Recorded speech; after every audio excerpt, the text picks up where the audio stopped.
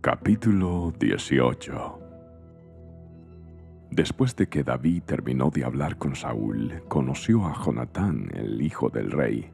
De inmediato se creó un vínculo entre ellos, pues Jonatán amó a David como a sí mismo. A partir de ese día, Saúl mantuvo a David con él y no lo dejaba volver a su casa. Jonatán hizo un pacto solemne con David, porque lo amaba tanto como a sí mismo. Para sellar el pacto, quitó su manto y se lo dio a David, junto con su túnica, su espada, su arco y su cinturón. Todo lo que Saúl le pedía a David que hiciera, él lo hacía con éxito. Como resultado, Saúl lo hizo comandante sobre los hombres de guerra, un nombramiento que fue bien recibido tanto por el pueblo como por los oficiales de Saúl. Cuando el ejército de Israel regresaba triunfante después que David mató al filisteo, mujeres de todas las ciudades de Israel salieron para recibir al rey Saúl. Cantaron y danzaron de alegría con panderetas y címbalos. Este era su canto: Saúl mató a sus 1000 y David a sus 10,000. Esto hizo que Saúl se enojara mucho. «¿Qué es esto?», dijo. «¿Le dan crédito a David por 10,000 y a mí solamente por 1000? Solo falta que lo hagan su rey». Desde ese momento, Saúl miró con recelo a David. Al día siguiente, un espíritu atormentador de parte de Dios abrumó a Saúl y comenzó a desvariar como un loco en su casa. David tocaba el arpa tal como lo hacía cada día, pero Saúl tenía una lanza en la mano y de repente se la arrojó a David, tratando de clavarlo en la pared, pero David lo esquivó 2 veces. Después Saúl tenía miedo de David porque el Señor estaba con David, pero se había apartado de él.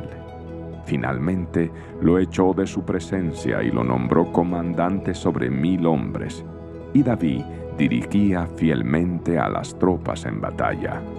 David siguió teniendo éxito en todo lo que hacía, porque el Señor estaba con él. Cuando Saúl reconoció esto, le tuvo aún más miedo. Pero todos en Israel y en Judá amaban a David porque tenía tanto éxito al dirigir a sus tropas en batalla.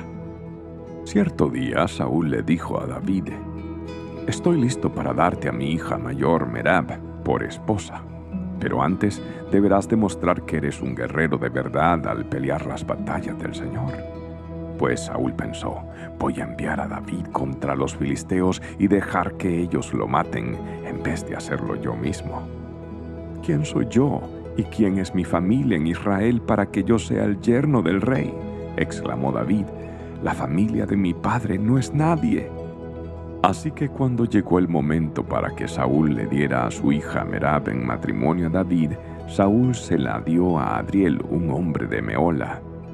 Mientras tanto, Mical, otra hija de Saúl, se había enamorado de David, y cuando Saúl se enteró, se puso contento. «Me da otra oportunidad para que los filisteos lo maten», se dijo Saúl a sí mismo.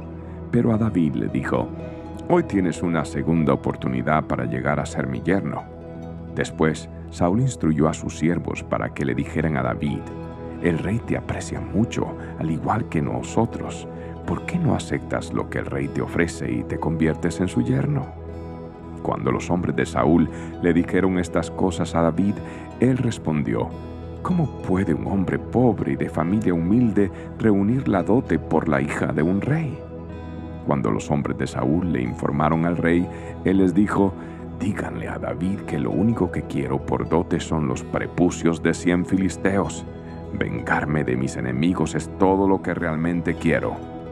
Pero lo que Saúl tenía en mente era que mataran a David en la pelea. David estuvo encantado de aceptar la oferta. Antes de que se cumpliera la fecha límite, él y sus hombres salieron y mataron a 200 filisteos.